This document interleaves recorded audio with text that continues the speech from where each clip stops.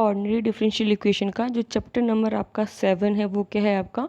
Ordinary सिमिल्टेनियस differential equation. अभी तक आप क्या करते थे, एक ही आपको डिफरेंशियल इक्वेशन दी होती थी, सेकंड ऑर्डर की, थर्ड ऑर्डर की, आप उसको सिंपली क्या करते थे, सॉल्व करते थे। अब क्या दिया होगा आपको, सिमिल्टेनियसली दो डिफरेंशियल इक्वेशन दी होगी और दोनों में से अलग अलग आपको क्या करना होगा, एक आपको x के लिए दिया होगा, एक आपको y के लिए दिया होगा। आपको दोनों से क्या करना है, अलग अलग, एक x की वैल्यू को निकालना है और एक y की वैल्यू को निकालना है। बट सोल्यूशन में आप दोनों डिफरेंशियल इक्वेशंस का यूज़ कर सकते हैं। ठीक है, इसमें आप सिंपल, आप सीधे सारे क्वेश्चंस को जो है वो एग्जांपल्स के थ्रू ही समझिए कि किस तरीके से इन क्वेश्चंस को हमें सॉल्व करना है। इसमें फोर्थ चैप्टर का, फिफ्थ चैप्टर का बहुत ज़्यादा एप्लीकेशन आपको दिखाई देगा, बट उसके लिए आपको सिंपली एक बार समझना होगा कि देखिए आपको कोई भी पहला एग्जाम्पल यहाँ पे दिया हुआ है, क्या है ये आपका ds/dt plus 5x plus Y equal to e की power t dy/dt minus x plus 3y equal to क्या दिया हुआ है आपको, ई की पावर 2t दिया हुआ है। अब आप देखिए कि जो आपको ये डिफरेंशियल इक्वेशन दी हैं, आप सिंपल क्या कर दीजिए कि इन्होंने क्या किया, d/dt को कैपिटल D लेट कर लिया। अगर मैं d/dt को कैपिटल T लेट करती हूँ तो मेरा क्या इक्वेशन बन रहा है, पहला d प्लस 5, मतलब मैं dx इस वाले दो टर्म को एक साथ कर देती हूँ तो क्या बनेगा मेरा d प्लस 5 इंटू में x plus Y equal to e की पावर टी। जो दूसरा बनेगा मेरा वो क्या बन जाएगा, y की रिस्पेक्ट में, देखिए क्योंकि y के दो टर्म्स हैं, इन दोनों को मैं क्या कर दूंगी इकट्ठा, तो माइनस एक्स को मैंने एक साइड से रहने दिया, मेरा क्या बचा d प्लस 3 इंटू में y इक्वल टू क्या हो गया मेरा, e की पावर 2t हो गया। अब यहाँ पे देखिए आपके पास ये दो इक्वेशंस हैं, इन दोनों इक्वेशंस को क्या करके आपको सॉल्व करना है कि आपका एक बार x निकल के आ जाए, एक बार आपका क्या निकल के आ जाए, y निकल के आ जाए। अब आप देखिए अगर इस इक्वेशन है आपकी और मैं इसमें क्या कर दूँ, अगर मैं y को एलिमिनेट करना चाहती हूँ, ठीक है, वो नीचे वाले में y का जो कोफिशिएंट है वो क्या है, d प्लस 3, ऊपर वाले में y का कोफिशिएंट क्या है मेरा 1 है, तो मैं ऊपर वाले में अगर d प्लस 3 से मल्टीप्लाई कर दूँ और उसके बाद दोनों इक्वेशंस को क्या कर दूँ, मैं सब्सट्रैक्ट कर दूँ। सिंपल जैसे आप दो सिमिल्टेनियस इक्वेशंस को सॉल्व करते थे 10th क्लास में, सेम उसी तरीके से अगर मैं ऊपर वाली इक्वेशन को देखिए d प्लस 3 से मल्टीप्लाई करती हूँ तो d प्लस 5 इंटू में d प्लस 3 हो जाएगा x के साथ, प्लस y इंटू में क्या हो जाएगा d प्लस 3, ई की पावर t इंटू में क्या हो जाएगा मेरा d प्लस 3, और नीचे वाली जो मेरी इक्वेशन है वो minus x plus d plus 3y equal to क्या है, e की पावर 2t। अगर दोनों को मैं सब्सट्रैक्ट करती हूँ तो d प्लस 3y ऊपर वाली से जो यहाँ पर है मेरी इक्वेशन वो, और इससे d प्लस 3y दोनों मेरे क्या हो जाएंगे कैंसिल, मेरा क्या बचेगा d प्लस 5 इंटू में d प्लस 3x ये वाला, फिर यहाँ से जो मेरा e की पावर t के साथ जो d प्लस 3 आ रहा है वो minus X as it is, और प्लस मेरा e की पावर 2t पर, क्योंकि माइनस करें तो माइनस माइनस क्या हो जाएगा प्लस, और माइनस करें इसलिए e की पावर 2t जो है मेरा वो क्या हो जाएगा माइनस e की पावर 2t। तो देखिए यहाँ पे जो टर्म आपकी बची है वो क्या बची है, d plus 5 d plus 3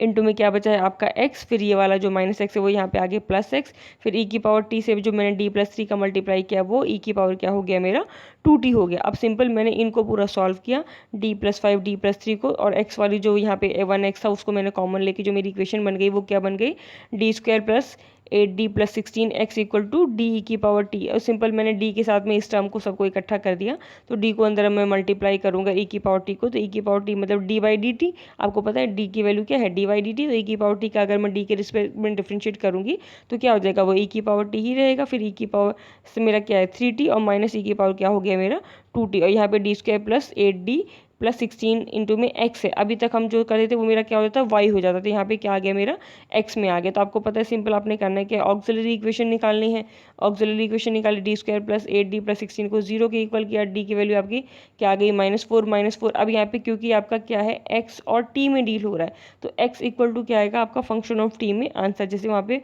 y equal to function of x में आपका आंसर आता था, यहाँ पे क्या हो जाएगा आपका x में डील करें इसलिए x equal to function of t में क्या हो जाएगा आपका आंसर, जो मेरा कॉम्प्लीमेंट्री फंक्शन यहाँ पे निकल के आएगा वो क्या आएगा c1 प्लस c2t ई की पावर -4t। फिर मैं यहाँ पे क्या निकालूंगी, वही पर्टिकुलर इंटीग्रल, आपको पता है e की पावर t में क्या करते हैं, d की जगह पे जो t की वैल्यू होती है कांस्टेंट में मल्टीपल वो पुट करते हैं, यहाँ पे d की जगह पे क्या एक बार पुट करोगे 1 और दूसरे वाले में d की जगह पे क्या पुट करोगे आप 2। आपने यहाँ पे 1 पुट किया, 1 प्लस 4 क्या हो गया 5, 5 का स्क्वायर आ गया 25, यहाँ पे भी आपका 1 प्लस किया 1 प्लस 4 5 का स्क्वायर कितना आ गया आपका, सॉरी यहाँ पे मैंने 2 पुट करना है, तो टी 2 प्लस 4 अगर मैंने किया तो 6 का स्क्वायर कितना हो जाएगा मेरा यहाँ पे 36 हो जाएगा। तो ये मेरा क्या आ गया पर्टिकुलर इंटीग्रल, ये मेरा क्या आ गया कॉम्प्लीमेंट्री फंक्शन, दोनों को मैं मल्टीप्लाई प्लस कर दूंगी तो मेरा क्या आ जाएगा कंप्लीट सोल्यूशन, जो कि मेरा किसका सोल्यूशन होगा x के लिए, क्योंकि मैंने यहाँ पे पूरी इक्वेशन को किस में कर दिया था x कर दिया था बाई एलिमिनेटिंग y। इसके बाद आप क्या करोगे, अब आपको x पता चल गया, आप सिंपल क्या करो, इस वाली इक्वेशन में x पता चल गया, आपको dx ओवर dt निकाल दो, x की वैल्यू रख दोगे तो आप सिंपल यहाँ से क्या कर दोगे, y की वैल्यू को निकाल सकते हो। तो यहाँ से देखिए dx ओवर dt की वैल्यू निकाली, मतलब ये जो इक्वेशन थी मेरी, इसको t के रिस्पेक्ट में डिफ्रेंशिएट किया। अब इन वैल्यूज़ को मैंने क्या करना है, इस इक्वेशन के अंदर, जो मेरी इक्वेशन ये है यहाँ पे मेरी y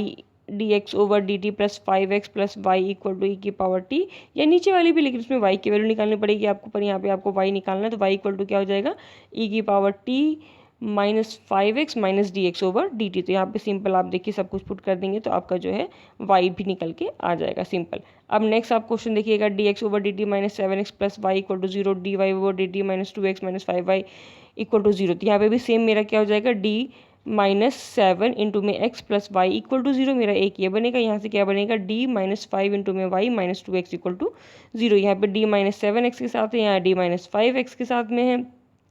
मैं अगर y को एलिमिनेट करना चाहती हूँ, मैंने क्या करना है, d प्लस 5 से ऊपर नीचे मल्टीप्लाई करना है, फिर दोनों को सब्सट्रैक्ट कर देना है। तो d माइनस 5 से d माइनस 5 क्या हो जाएगा, कैंसिल। सिंपल क्या बचेगा, d माइनस 7 इंटू में d माइनस 5x, और यहाँ पे क्या बचेगा, माइनस कर रहे इसलिए माइनस 2x क्या हो जाएगा, प्लस 2x। सिंपल मैंने d में यहाँ पे इक्वेशन किया, यहाँ पे क्योंकि इक्वल टू 0 है तो कोई पर्टिकुलर इंटीग्रल नहीं निकालना। सिंपल जो मेरा सॉल्व हो क्या आएगा, ऑक्सिलरी इक्वेशन, उसका CF मैं बना दूंगी, वही मेरा क्या हो जाएगा, कंप्लीट सोल्यूशन। फिर वही आपने यहाँ से dx ओवर dt निकालना है और x का वैल्यू, वो दोनों आपने क्या करना है, इस इक्वेशन नंबर 1 के अंदर आप उसको पुट कर देंगे, आपका क्या आ जाएगा, y का वैल्यू आ जाएगा। यही आपका आंसर। अब इसमें देखिएगा एक क्वेश्चन आपका थोड़ा सा अलग है, ये यहाँ पे क्या किया है कि dx over dt dy over dt सब कुछ दिया है। यहाँ पर भी dx over dt dy over dt दोनों इक्वेशन में सिमिलटेनियसली आपको दोनों का यूज़ है। तो आप पहले तो आपको पता है कि dy dt को आप क्या पुट कर देंगे, कैपिटल D पुट कर देंगे, तो क्या हो गया, dx over dt plus 2 into में dy बाई dt माइनस 2 एक सी किया, ये दोनों इक्वेशन आपकी क्या बनेगी, ये बनेगी आपकी dx प्लस 2 dy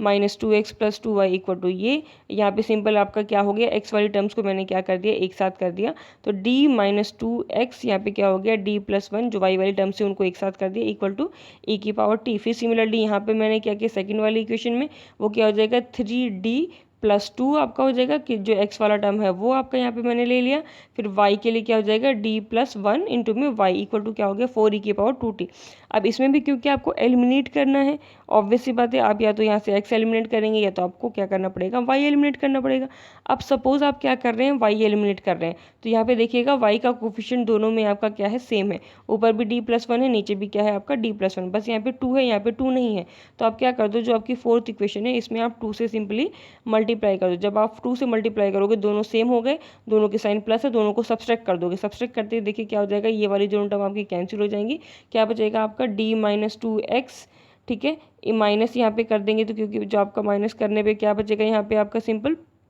इनको छोड़ दीजिए, आपको जो सॉल्व करके पूरा आएगा d माइनस 2x हो जाएगा। फिर क्या हो जाएगा, 2d प्लस 1, यहाँ पे y को एलिमिनेट करने के बाद सिंपल आपका देखिए ये y से y वाली जो टर्म है वो कैंसिल हो जाएगी। इन्होंने डायरेक्टली एक इक्वेशन बना के लिख दी है, अदरवाइज हम सिंपली यहीं से कैंसिल कर दिया, हमारा ये कैंसिल हो गया। d माइनस 2x बचेगा हमारा, 3d प्लस 2x बचेगा हमारा, यहाँ पे 3 e की पावर t, और यहाँ पे हमारा 8 e की पावर 2t ये टर्म बचेगी, जो कि हमारा माइनस साइन के साथ आएगी, ठीक है। फिर हमारा सिंपल ये आ गया 3d प्लस 2, बाहर हमारा क्या है, 2 का मल्टीप्लाई है, तो मेरी जो इक्वेशन बन के आई वो क्या बन के आई है, d minus 2 minus 6d minus 4x equal to e की पावर t माइनस 8 e की पावर 2t। फिर सिंपली देखिए यहाँ पे इसको सॉल्व किया, अब सिंपल ये मेरे d में इक्वेशन बन के आई है, d 5d plus 6x equal to this. अब आपको पता है d क्या है, डी बाई डी टी मैंने पुट कर दिया, तो क्या बन गया मेरा, ये देखिए यहाँ पे dx over D t plus 6/5x equal to this. अब ये जो फॉर्म बना ये किस फॉर्म का हो गया, dx over D t plus p x equal to की। तो यहाँ पे मुझे आपको पता है कि ये लीनियर आपका बन चुका है एक फर्स्ट ऑर्डर का, तो आपको क्या निकालना है, इंटीग्रेटिंग फैक्टर ई की power P D x, P का वैल्यू आपका क्या है 6/5, तो क्या हो जाएगा 6/5t। अब आपको सोल्यूशन पता है क्या होता है, एक्स इंटू में integrating factor integration q into में integrating factor d t plus c1। Simply आप इसको इंटीग्रेट करके सॉल्व करेंगे तो आपका dx निकल के आ जाएगा। फिर आपने dx ओवर dt निकालना है, dx ओवर dt निकालने के बाद आप उसको गिवन इक्वेशन जो आपकी हैं सिंपल या तो आप उसमें पुट करेंगे। अगर आप उसमें नहीं पुट करते तो आप देखिएगा आपको क्या करना है, सबसे पहले dx/dt की वैल्यू और x की वैल्यू आप दोनों इक्वेशन में पुट करेंगे तो आपका क्या होगा, dy/dt में इक्वेशन बन जाएगा। देखिए यहाँ पे इन्होंने क्या किया कि सिंपली dy/dt में क्या कर लिया, इक्वेशन बना दी। फिर dy/dt में भी आपका क्या बन जैसे यहाँ पे आपका dx/dt में लीनियर इक्वेशन बना है, वैसे dy/dt में आपका लीनियर इक्वेशन बनेगा। फिर आपने वही इंटीग्रेटिंग फैक्टर निकालना है, उसके लिए dx/dt और dx की वैल्यू को किसी भी इक्वेशन में पुट कर देंगे तो आपका सिर्फ dy/dt और y में इक्वेशन बनेगी। ठीक है, वहाँ से फिर आपने क्या किया, इंटीग्रेटिंग फैक्टर निकालना, y इंटू में इंटीग्रेटिंग फैक्टर, फिर वही आपने सारे फॉर्मूले लगाने और सिंपल आपका यहाँ से क्या हो जाएगा, x का वैल्यू निकल के,